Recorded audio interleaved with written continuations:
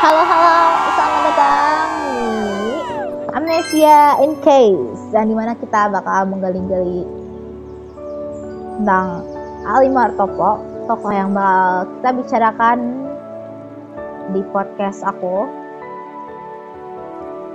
Kenapa sih aku milih judul Amnesia in Case? Nah, itu amnesia itu tuh itu tuh biar kita mengetahui atau menggali masa lalu tokoh Ali Martopo, dan in case itu tuh singkatan dari intelligent podcast, yang dimana itu kita tuh mencari tahu peran apa aja sih yang pernah dia lakukan gitu. Tapi sebelum itu, perkenalkan, nama aku Jessica Empukania, aku yang bakal jadi host hari ini. Lalu nanti aku akan mengundang 2 orang menjadi rekanku untuk podcast hari ini. Bentar ya.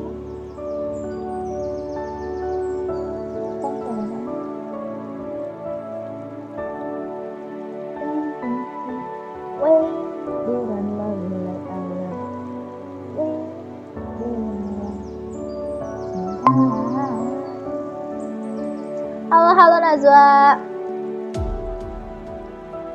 Satu lagi kita nunggu tidak.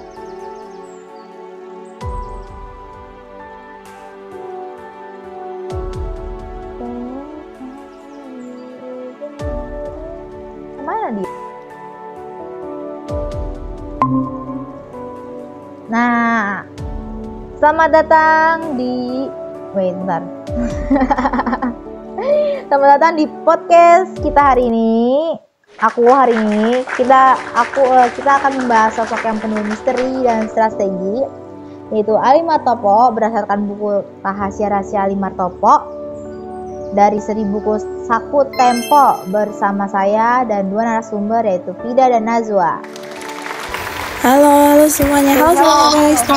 Perkenalkan, nama aku Fida Dikri dari kelas 12 A2, dan ini rekan saya. Halo, perkenalkan, nama aku Najwa Kusmadila dari kelas 12 A2. Nah, awal tuh kita kan pengen tahu nih tentang, atau bakal kita omongin nih tentang Ali Martopo ya. Iya, betul.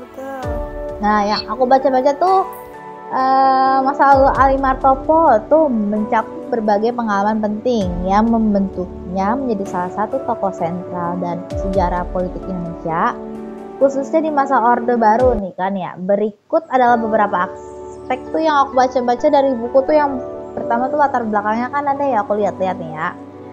Latar belakangnya keluarga dan pendidikan Ali Martopo tuh, si Ali Martopo lahir pada tanggal 23 Desember 1924, yang dimana di Blora, Jawa Tengah, dari keluarga sederhana. Meski tidak banyak informasi tentang masa kecilnya yang aku baca-baca, kan cuma sedikit doang ya, tapi dia mencerminkan untuk kehidupan masyarakat pedesaan Jawa pada masa kolonial Belanda nih. Latar hidupnya tuh kayak aku lihat dari buku yang aku baca, yang Saku Tempo, itu dia berasal dari keluarga sederhana yang menjalani masa muda di tengah pergolakan politik Indonesia pasca kemerdekaan. Nah, kan pas karena banyak banget pergolakan politik Indonesia nih ya, dia tuh Ali Martopo menempuh pendidikan di sekolah-sekolah dasar, yang dimana menengah di Indonesia. Namun keahliannya mulai nonjol gitu, kayak mulai kelihatan saat dia tuh punya kayak pengen gitu bergabung dengan Tentara Nasional Indonesia, TNI ya singkatannya itu. Nah, dimana tuh pada masa perjuangan kemerdekaan Indonesia yang kayak kan politik, makanya dia masukkan ke situ.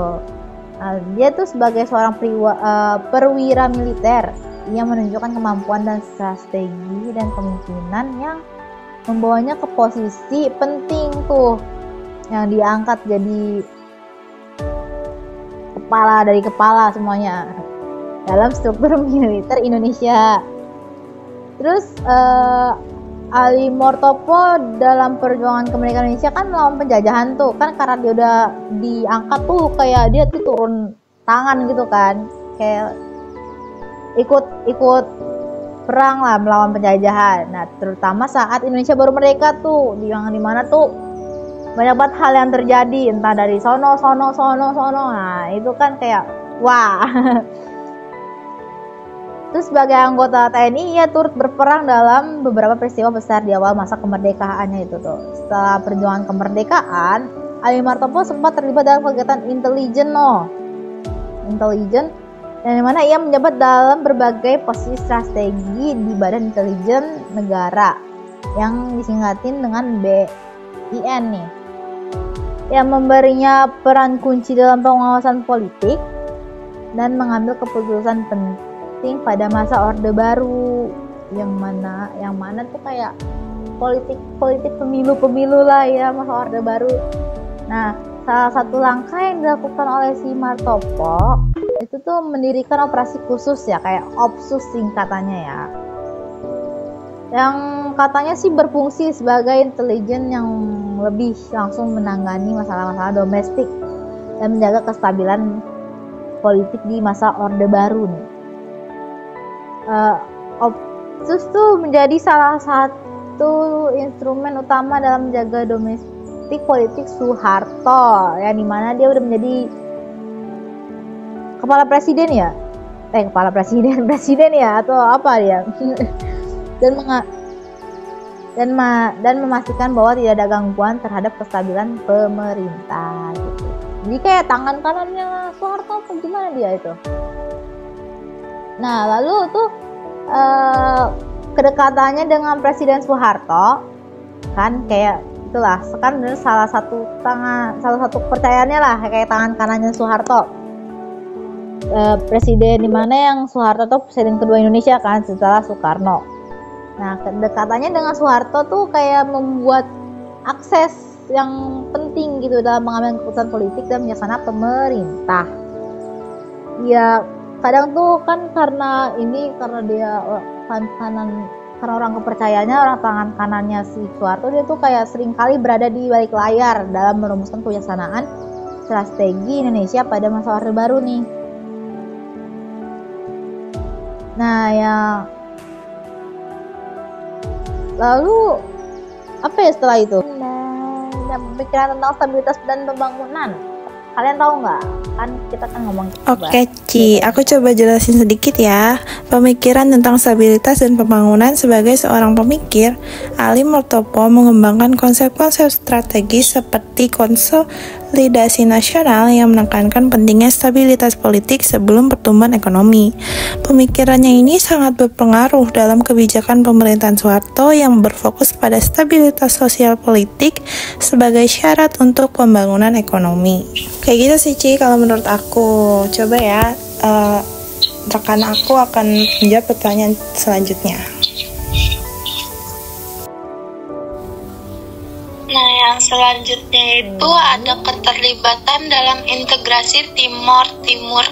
Ali Mortopo terlibat langsung dalam proses diplomasi dan operasi militer yang mengarah pada integrasi Timor Timur ke dalam Indonesia pada tahun 1975. Meskipun kebijakan ini sangat kontroversial, peran Ali Mortopo dalam memastikan keberhasilan integrasi ini menunjukkan kemampuannya dalam mengelola isu-isu strategis.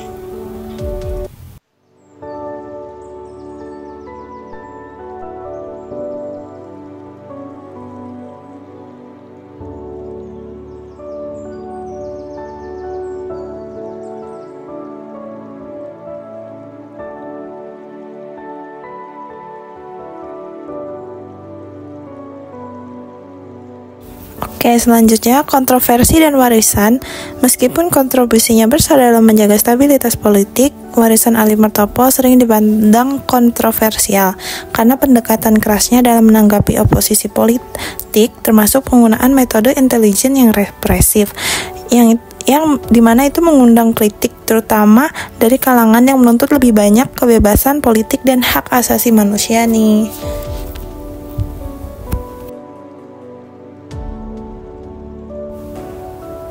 Nah, selanjutnya itu ada masa lalu Ali Mortopo. Membentuknya menjadi tokoh yang kompleks, seorang pemikir dan ahli strategis yang berperan penting dalam stabilitas politik Indonesia pada masa Orde Baru, namun juga dikenal dengan kontroversi terkait pendekatannya yang otoriter dan Karena kita represif. udah saling mengetahui nih masa lalu dan kedudukan, apa yang terjadi, dan hal apa sih yang bisa begini gitu. Jadi kita bisa dong kalau aku nanya-nanya ke kalian gitu kan, kalian udah dengerin juga aku yang atau ngomong tentang masa lalunya, peran apa yang dibentuk OPSUS, terus stabilitas dampak terhadap stabilitas produk. Nah sekarang aku nanya ya ke kalian. Nah kan apa namanya ya, kalau ingat kembali nih ya, apa sih latar belakang Ali Martopo itu? Oke, jadi aku coba jelasin sedikit ya latar belakang dari Ali Mortopo.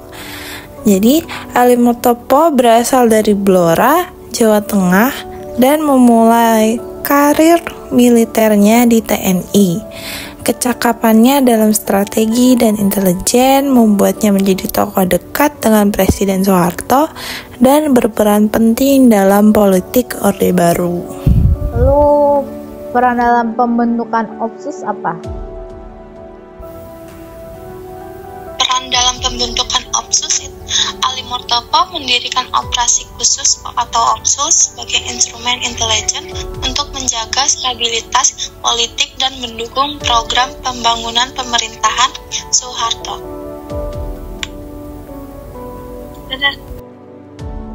Kalau begitu kira-kira kalian kan kalau misalnya ini kan ada kayak dampak ya atau apalah gitu ya. Kalau bisa jelasin nggak kalau dampaknya gimana? Banget, pastinya ada dampak dari OPSUS sendiri nih terhadap stabilitas politik.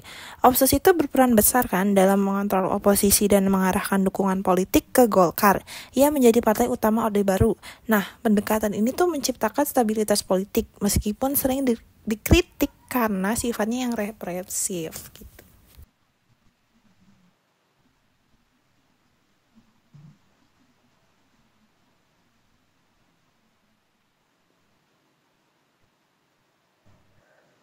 Tadi kita sempat ngomongin intelijen ya, kalau di Ali Martopo itu penggunaan intelijen itu apa gimana ya? Penggunaan intelijen adalah Ali Mortopo menggunakan intelijen untuk memantau dan mengendalikan dinamika politik domestik. Hal ini membantu pemerintahan Soeharto dalam mempertahankan kekuasaan dan menciptakan kestabilan politik.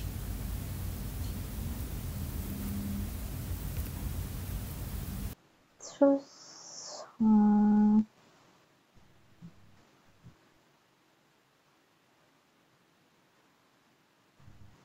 kan Ali Martopo tuh apa namanya terlibat langsung melalui pendekatan intelijen ya. Itu tuh dalam integrasi apa sih? Kita jelasin lebih lanjut nggak kalau itu?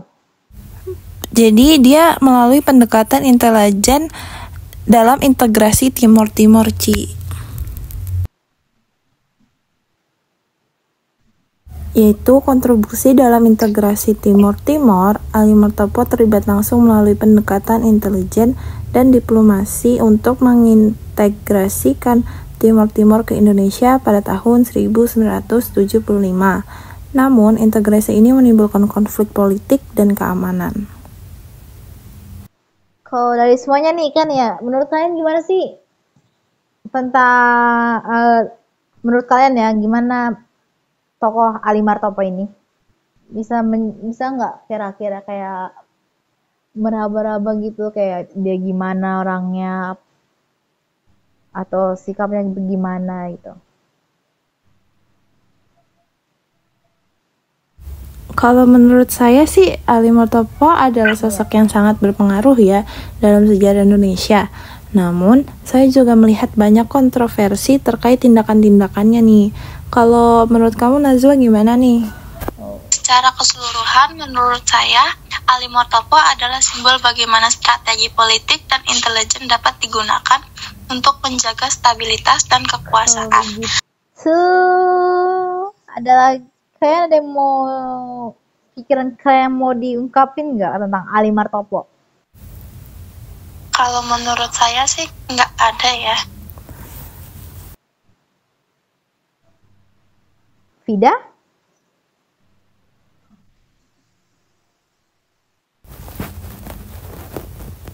Sama sih Ci, kalau menurut aku juga nggak ada. Guys, teman-teman, kalian kalau mau tahu lebih dalam lagi tentang sejarah-sejarah rahasia Ali Murtopo, kalian bisa beli bukunya ini ya.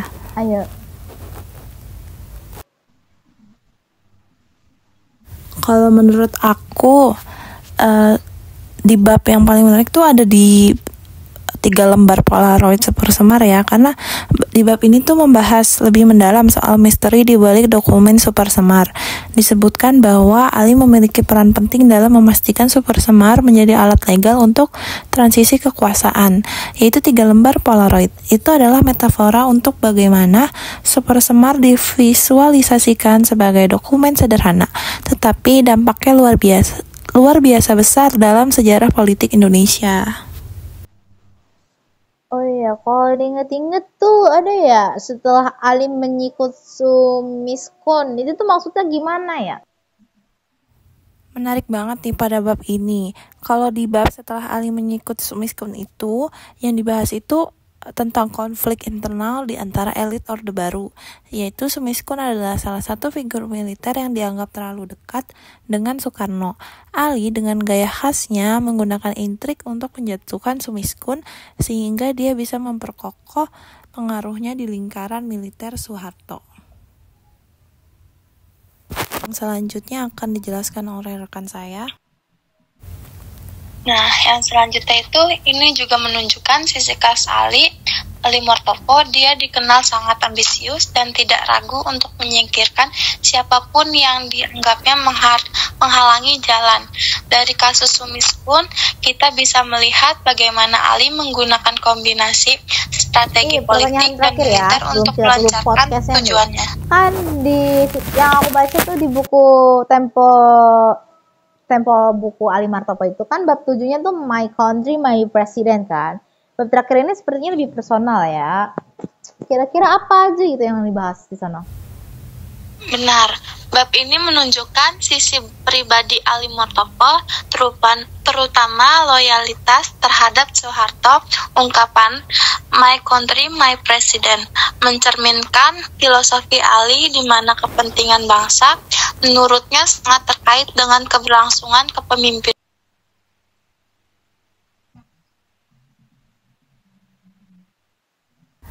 Nah, tapi di sini ada sisi yang menariknya nih.